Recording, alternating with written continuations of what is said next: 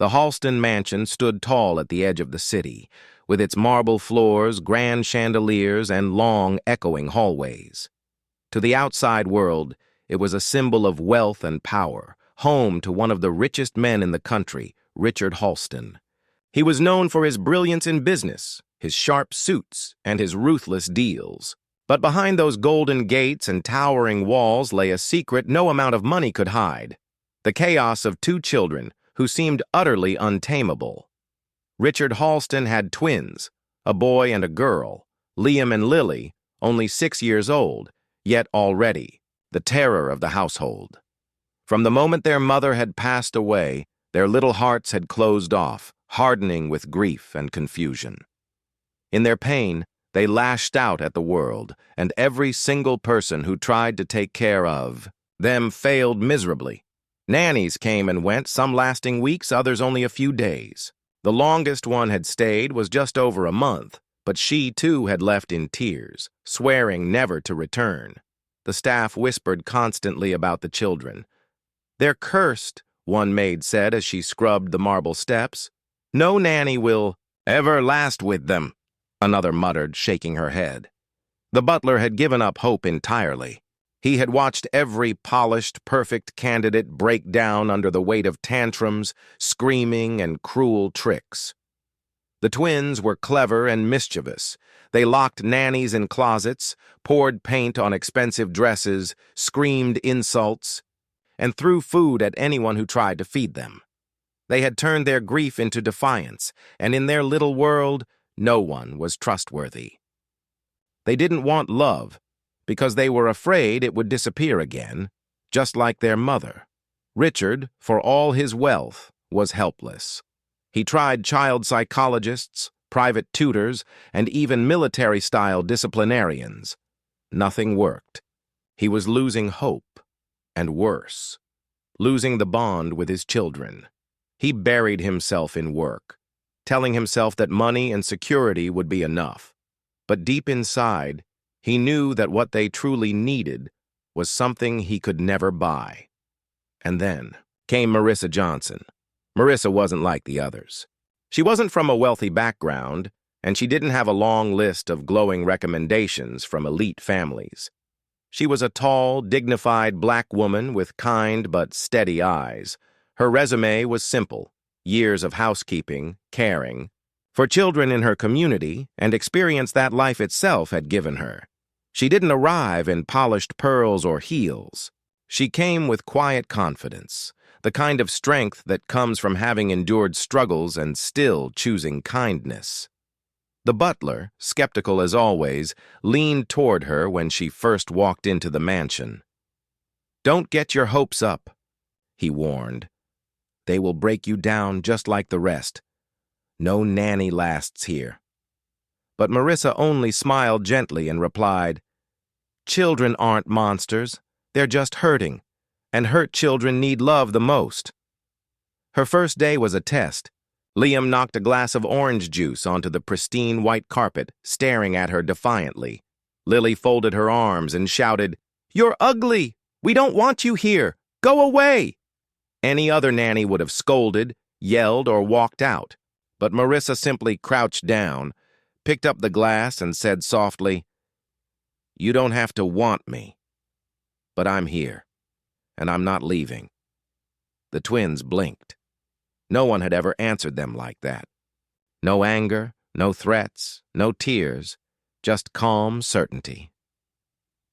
Over the next few days, their tricks grew worse. They hid her shoes in the fountain. They poured flour on her head while she was cooking. They locked her out in the garden and laughed from the window. Yet every single time, Marissa came back with the same steady patience. She didn't yell, she didn't complain. She simply carried on, unshaken. "I told you," she said one evening after retrieving her shoes from the fountain. "I'm not going anywhere." Slowly, something began to shift. Instead of fighting them with rules, Marissa offered them stories. At bedtime, instead of demanding they sleep, she sat by their beds and told tales from her own childhood. Stories of growing up with little money but a lot of love, of learning to cook from her, grandmother of working hard even when life seemed unfair. The twins, curious despite themselves, listened. They asked questions. They laughed at her funny voices. They even started asking for her stories at night instead of throwing tantrums. During the day, she taught them patience through play.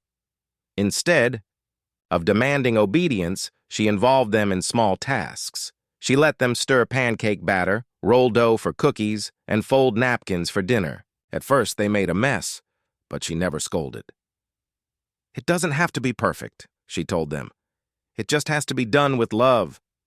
She taught them kindness by encouraging them to help others. One afternoon, she brought them into the kitchen to deliver food to the staff.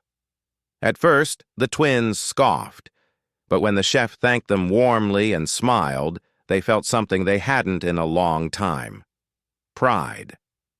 The staff noticed the change first. "They're calmer," one maid whispered. "I even saw Liam say thank you yesterday." The butler, who had sworn never to be surprised by those children again, found himself staring when Lily handed him a flower from the garden with a shy smile. Richard, however, remained buried in his work. He still avoided facing his children, fully afraid of the pain they reminded him of. Until one evening, when he came home earlier than usual, he walked through the front door and stopped in shock. The house wasn't filled with screaming or crashing sounds. Instead, there was laughter, soft, genuine laughter echoing through the halls. Following the sound, he found the twins sitting cross-legged on the living room rug, coloring with crayons. Marissa sat between them, humming a gentle tune as she guided their little hands. The scene nearly brought him to his knees. It had been so long since he had seen them calm, so long since he had seen them happy. For a moment, Richard didn't even know what to say.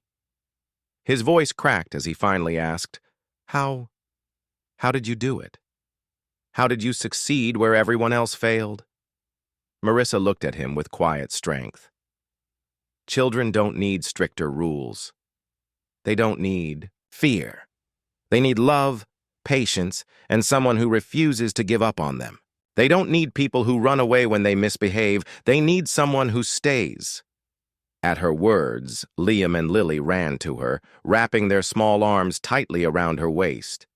Richard's heart ached as he realized how deeply they trusted her, how much they loved her, and how much he had failed to give them what they needed. From that day forward, things changed. The mansion no longer felt cold and empty. It began to feel like a home again. Marissa became more than just a nanny. She became the glue that held the family together. She taught the twins how to channel their energy into art, music, and games. She taught them empathy by having them donate toys to children in need. She taught them that love doesn't disappear. It grows when you share it. And Richard, the man who thought he had everything, realized he had been missing the most important thing all along. Not just a nanny, not just someone to manage his children. He had been missing warmth, compassion, and a reminder of what family truly meant. Months passed, and the staff who once whispered about curses now whispered about miracles. The impossible had happened. The Millionaire's twins, once uncontrollable and feared, were now kind, gentle, and filled with laughter, all because one woman had refused to give up on them. Marissa had done the impossible. She hadn't just tamed the twins, she had healed them, and in healing them, she had healed a broken family.